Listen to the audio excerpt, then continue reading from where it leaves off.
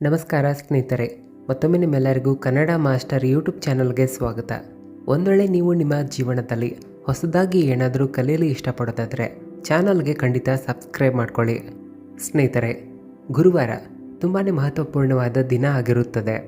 ಈ ದಿನ ನಮ್ಮ ಜಗತ್ತಿನ ಪಾಲನಕರ್ತನಾದ ಭಗವಂತನಾದ ಶ್ರೀ ಹರಿ ವಿಷ್ಣು ಮತ್ತು ದೇವಾನು ದೇವತೆಗಳ ಗುರು ಆದ ಬೃಹಸ್ಪತಿ ದೇವರಿಗೆ ಸಮರ್ಪಣೆಯಾಗಿದೆ. ಈ ದಿನ ಹಲವಾರು ವಿಶೇಷವಾದ ಕೆಲಸ ಕಾರ್ಯಗಳನ್ನು ಮಾಡುವುದರಿಂದ ಬಡತನ ಮತ್ತು ದರಿದ್ರತೆ ಮನುಷ್ಯನಿಗೆ ಬರುತ್ತದೆ. ಹೌದು ಸ್ನೇಹಿತರೆ, ಹಾಗಾಗಿ ನಮ್ಮ ಶಾಸ್ತ್ರದಲ್ಲಿ ಈ ಕೆಲಸ ಕಾರ್ಯಗಳನ್ನು ನಿಷೇಧಿಸಿದ್ದಾರೆ. ಗುರುವಾರದ ದಿನ ಯಾವುದೇ ಕಾರಣಕ್ಕೂ ಈ ಕಾರ್ಯಗಳನ್ನು ನೀವು ಮಾಡಲೇಬಾರದು. ಆದರೆ ಈ ದಿನ ಕೆಲವು ಚಿಕ್ಕ ಪುಟ್ಟ ಕೆಲಸಗಳನ್ನು ಮಾಡುವುದರಿಂದ ದೇವಗುರು ಆದ ಬೃಹಸ್ಪತಿ ದೇವರು ಮತ್ತು ಭಗವಂತನಾದ ಶ್ರೀ ಹರಿವಿಷ್ಣು ಅವರ ವಿಶೇಷವಾದ ಆಶೀರ್ವಾದ ಮತ್ತು ಕೃಪೆಯೂ ಸಿಗುತ್ತದೆ. ಇಲ್ಲಿ ತುಂಬ ಬಡ ವ್ಯಕ್ತಿ ಕೂಡ ಬೇಗನೆ ಶ್ರೀಮಂತರೂ ಆಗ್ತಾರೆ.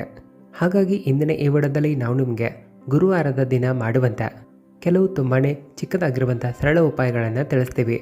ಇವುಗಳನ್ನು ಮಾಡೋದರಿಂದ ನಿಮ್ಮ ಮನೆ ಧನಧಾನ್ಯ ಸಿರಿ ಸಂಪತ್ತಿನಿಂದ ತುಂಬುತ್ತದೆ. ಜೊತೆಗೆ ಈ ವಿಡಿಯೋದಲ್ಲಿ ನಾವು ನಿಮಗೆ ಗುರುವಾರದ ದಿನ ಯಾವ ರೀತಿಯ ಕೆಲಸ ಕಾರ್ಯಗಳನ್ನು ಮಾಡಬಾರದು, ಹಾಗೆ ಯಾವ ಕೆಲಸ ಕಾರ್ಯಗಳನ್ನು ಮಾಡಬಹುದಂತಲೂ ತಿಳಿಸ್ಕೊಡ್ತೀವಿ. ಹಾಗಾಗಿ ನಿಮ್ಮ ಲಾಭಕ್ಕಷ್ಟೇ ಅಲ್ಲ, ನಿಮ್ಮ ಕುಟುಂಬದವರ ಲಾಭಕ್ಕಾಗಿ ವಿಡಿಯೋವನ್ನು ಎಲ್ಲಿಯೂ ಸ್ಕಿಪ್ ಮಾಡದೆ ಓಡಿಸದೆ ಪೂರ್ತಿಯಾಗಿ ಕೊನೆಯ ತನಕ ನೋಡಿ. ಎಲ್ಲಕ್ಕಿಂತ ಮೊದಲು ವಿಡಿಯೋವನ್ನು ಲೈಕ್ ಮಾಡಿ, ಕಾಮೆಂಟ್ ಬಾಕ್ಸ್ನಲ್ಲಿ ಭಕ್ತಿಯಿಂದ ಜೈ ಮಹಾಲಕ್ಷ್ಮಿ, ಜೈ ಶ್ರೀ ಹರಿವಿಷ್ಣು ಅಂತ ಬರೆಯಿರಿ. ಈ ಮೂಲಕ ನಿಮಗೆ ನಿಮ್ಮ ಕುಟುಂಬದವರಿಗೆ ಅವರ ಆಶೀರ್ವಾದ ಸಿಗಲಿ. ಸ್ನೇಹಿತರೆ, ಉಪಾಯಗಳನ್ನು ತಿಳಿಯುವ ಮುನ್ನ ಗುರುವಾರದ ದಿನ ಗಮನದಲ್ಲಿ ಇಟ್ಕೊಳ್ಬೇಕಾಗಿರುವಂಥ ವಿಷಯವನ್ನು ಹೇಳ್ತೀನಿ, ಕೇಳಿ. ಇಲ್ಲವಾದರೆ ಈ ದಿನ ನೀವು ಯಾವುದೇ ಉಪಾಯಗಳನ್ನು ಮಾಡಿದ್ರೂ ಪ್ರಯೋಗಗಳನ್ನು ಮಾಡಿದ್ರೂ ಲಾಭಗಳು ಸಿಗೋದಿಲ್ಲ. ಗುರುವಾರದ ದಿನ ಯಾವುದೇ ಕಾರಣಕ್ಕೂ ಮನೆಯಲ್ಲಿ ನೆಲ ಒರೆಸೋದಾಗಲಿ, ಕಸ ಗುಡಿಸುವಂಥ ಕೆಲಸವನ್ನು ಮಾಡಲೇಬಾರದು. ಯಾವುದೇ ಕಾರಣಕ್ಕೂ ನಿಮ್ಮ ಬಟ್ಟೆಗಳನ್ನು ಸಹ ಈ ದಿನ ಒಗೆಯಬಾರದು. ಗುರುವಾರದ ದಿನ ಯಾವುದೇ ಕಾರಣಕ್ಕೂ ನಿಮ್ಮ ತಲೆ ಕೂದಲುಗಳನ್ನು ತೊಳೆದುಕೊಳ್ಳೋದಾಗಲಿ, ಬೆರಳಿನಿಂದ ಉಗುರುಗಳನ್ನು ಕತ್ತರಿಸೋದನ್ನು ಮಾಡಲೇಬಾರದು. ತಲೆ ಕೂದಲುಗಳನ್ನು ಸಹ ಕತ್ತರಿಸಬಾರದು.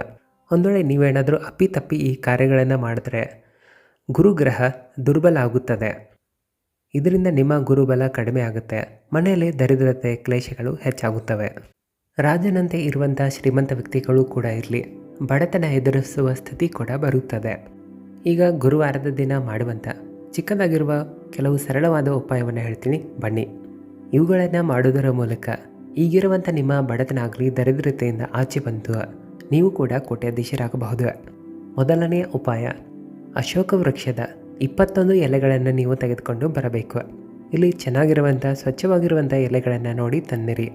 ಈ ಎಲೆಗಳನ್ನು ಸ್ವಚ್ಛವಾದ ನೀರಿನಲ್ಲಿ ತೊಳೆದು ಪ್ರತಿಯೊಂದು ಎಲೆಗಳ ಮೇಲೆ ಅರಿಶಿಣದಿಂದ ತಿಲಕವನ್ನು ಇಡಬೇಕು. ನಂತರ ಒಂದು ಮಾಲೆಯನ್ನು ರೆಡಿ ಮಾಡಿರಿ. ಈ ತೋರಣವನ್ನು ನೀವು ಗುರುವಾರದ ದಿನ ನಿಮ್ಮ ಮನೆಯ ಮುಖ್ಯ ದ್ವಾರದ ಮೇಲೆ ಕಟ್ಟಿರಿ. ಇದರಿಂದ ನಿಮ್ಮ ಮನೆಗೆ ತಾಯಿ ಲಕ್ಷ್ಮೀ ದೇವಿಯ ಆಗಮನ ಆಗೋದು ಖಂಡಿತ. ಹಾಗೆ ಧನ ಸಂಪತ್ತಿನಲ್ಲಿ ವೃದ್ಧಿಯಾಗುತ್ತದೆ. ಯಾವುದೇ ಕಾರಣಕ್ಕೂ ಅಲಕ್ಷ್ಮಿ ಅಂದರೆ ದರಿದ್ರ ಲಕ್ಷ್ಮಿ ನಿಮ್ಮ ಮನೆಯನ್ನು ಪ್ರವೇಶ ಮಾಡೋದಿಲ್ಲ. ನಿಮ್ಮ ಮನೆ ಯಾವತ್ತಿಗೂ ಧನಧಾನ್ಯದಿಂದ ತುಂಬಿರುತ್ತದೆ. ಇನ್ನು ಎರಡನೆಯ ಉಪಾಯ, ಗುರುವಾರದ ದಿನ ಬಾಳೆ ಗಿಡದ ಪೂಜೆಯನ್ನು ಸಹ ನೀವು ಮಾಡಬಹುದು. ಆನಂತರ ಇದರ ಚಿಕ್ಕ ಬೇರಿನ ತುಂಡನ್ನು ನೀವು ಮನೆಗೆ ತೆಗೆದುಕೊಂಡು ಬರಬೇಕು. ಈ ಬೇರನ್ನು ಒಂದು ಹಳದಿ ಬಣ್ಣದ ಬಟ್ಟೆಯಲ್ಲಿ ಹಾಕಿ ಅದನ್ನು ಗಂಟು ಮಾಡಿ ಹಣ ಇಡುವಂಥ ಸ್ಥಾನದಲ್ಲಿ ಇಡಬಹುದು, ಅಥವಾ ನೀವು ವ್ಯಾಪಾರ ಮಾಡುವಂಥ ಸ್ಥಳದಲ್ಲೂ ಕೂಡ ಇಡಬಹುದು. ಇದರಿಂದ ಯಾವತ್ತಿಗೂ ನಿಮ್ಮ ಹಣಕಾಸಿನಲ್ಲಿ ವೃದ್ಧಿಯಾಗುತ್ತಲೇ ಹೋಗುತ್ತದೆ. ಇದು ವೇಗವಾಗಿ ಹಣವನ್ನು ಆಕರ್ಷಣೆ ಮಾಡುವಂಥ ಕಾರ್ಯವನ್ನು ಸಹ ಮಾಡುತ್ತದೆ. ನೋಡುತ್ತಿದ್ದಂತೆ ಇಡೀ ಮನೆ ಧನಧಾನ್ಯ ಸಿರಿ ಸಂಪತ್ತಿನಿಂದ ಕೂಡುತ್ತದೆ. ಈ ಉಪಾಯ ಮಾಡಿದ ನಂತರ ಅಚಾನಕವಾಗಿ ನಿಮಗೆ ಧನ ಪ್ರಾಪ್ತಿಯೂ ಆಗುತ್ತದೆ. ಇನ್ನು ಮೂರನೆಯ ಉಪಾಯ, ಒಂದು ವೇಳೆ ಗುರುವಾರದ ದಿನ ನೀವೇನಾದರೂ ಭಗವಂತನಾದ ಶ್ರೀ ಹರಿ ವಿಷ್ಣು ಅವರ ಹಿತ್ತಾಳೆಯ ಮೂರ್ತಿಯನ್ನು ಮನೆಗೆ ತೆಗೆದುಕೊಂಡು ಬಂದರೆ ಪೂಜೆ ಸ್ಥಾನದಲ್ಲಿ ಅದನ್ನು ಇಟ್ಟು ಅದರ ಪೂಜೆ ಮಾಡಲು ಶುರು ಮಾಡಿದ್ರೆ ಸ್ವತಃ ತಾಯಿ ಲಕ್ಷ್ಮೀ ದೇವಿ ಕೂಡ ನಿಮ್ಮ ಮನೆಯತ್ತ ಖಂಡಿತವಾಗಿ ಆಕರ್ಷಣೆಯಾಗಿ ಬರುತ್ತಾರೆ. ಇಂಥ ಮನೆಯಲ್ಲಿ ಧನ ಸಂಪತ್ತಿನ ಕೊರತೆ ಇರೋದಿಲ್ಲ. ನೌಕರಿ ಹಾಗೂ ವ್ಯಾಪಾರಗಳಲ್ಲಿ ಇಂಪ್ರೂವ್ಮೆಂಟ್ ಆಗುತ್ತೆ. ನಿಮ್ಮ ಮನೆಯಲ್ಲಿ 4 ದಿಕ್ಕುಗಳಿಂದ ಧನ ಸಂಪತ್ತಿನ ಆಗಮನ ಆಗಲು ಶುರುವಾಗುತ್ತದೆ. ಇನ್ನು ನಾಲ್ಕನೆಯ ಉಪಾಯ, ಒಂದು ಹಳದಿ ಬಣ್ಣದ ಬಟ್ಟೆಯನ್ನು ಗುರುವಾರದ ದಿನ ತೆಗೆದುಕೊಳ್ಳಬೇಕು. ಅದರಲ್ಲಿ ಸ್ವಲ್ಪ ಕಡಲೆ ಬೇಳೆಗಳನ್ನು ಹಾಕಬೇಕು. ಜೊತೆಗೆ ಸ್ವಲ್ಪ ಬೆಲ್ಲದ ತುಂಡನ್ನು ಹಾಕಿ ಒಂದು 5 ರೂಪಾಯಿ ನಾಣ್ಯವನ್ನು ಅದರಲ್ಲಿ ಇಡಬೇಕು. ಈ ಎಲ್ಲ ವಸ್ತುಗಳ ಮೇಲೆ ಸ್ವಲ್ಪ ಅರಿಶಿನ ಪುಡಿಯನ್ನು ನೀವು ಸಿಂಪಡಿಸಬೇಕು. ನಂತರ ಅದನ್ನು ಗಂಟು ಕಟ್ಟಿ ಗುರುವಾರದ ದಿನ ಸಾಯಂಕಾಲದ ಸಮಯದಲ್ಲಿ ಯಾವುದಾದ್ರೂ ಬಾಳೆ ಗಿಡದ ಕೆಳಗಡೆ ಈ ಗಂಟನ್ನು ನೀವು ಮುಚ್ಚಿ ಇಟ್ಟು ಬರಬೇಕು.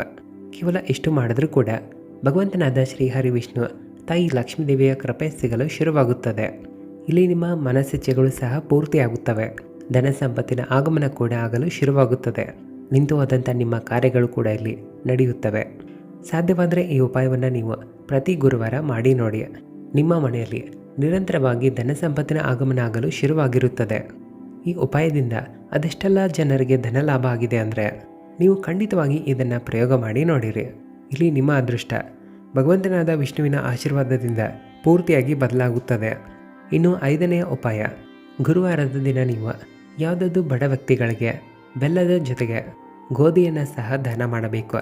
ಈ ಉಪಾಯವನ್ನು ನೀವು ಕಡಿಮೆ ಅಂದರೂ ನಿರಂತರವಾಗಿ 5 ಗುರುವಾರ ಮಾಡಬೇಕು.